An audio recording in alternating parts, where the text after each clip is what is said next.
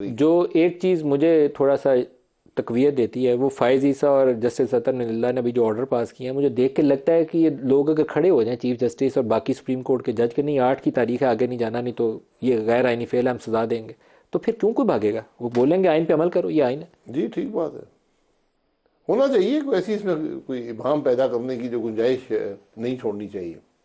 آپ نے تو پکا پکا کہہ دیا کہ آپ الیکشن میں نہیں جا رہے، یہ بھی میرے لیے ایک سیاسی آدمی یہ کہہ رہا ہے کہ الیکشن میں نہیں جا رہے۔ جی آپ نے حلقے کی ساری عمر سیاست کی، سوال آپ کر سکتے ہیں۔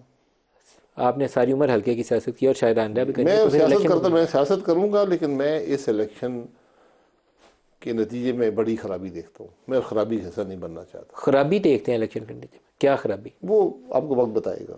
آپ دیکھتے ہیں کہ کیسا وہ چونچوں کا مربع بنے گا جو پاکستان کا مسائل کا حل نہیں کر سکے گا، جیسے پی ڈی ایم نہیں کر سکی، جی ایسے ہی بنے گا نا۔ اگر آپ اس سے پہلے آگے کے مسائل کا حل کا تعین آج نہیں کریں گے تو پھر معاملہ نہیں چلے گا۔ کن ایشوز کو پہلے طے نہ جو ملک کے آپ نے ملک کو کیسے چلانا ہے، ملک کو کیسے ریفارم کرنا ہے، آپ کا ملک نہیں چل رہا ہے، اس بات کا پہ سب اتفاق کریں۔ ہم سب اس جرم میں شریک ہیں جہاں پہ آپ لوگ کھڑے ہیں۔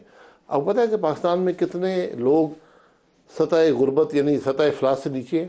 ابھی تو آدھی آبادی ہے، 40% آبادی، 95.9 کروڑ لوگ ہیں۔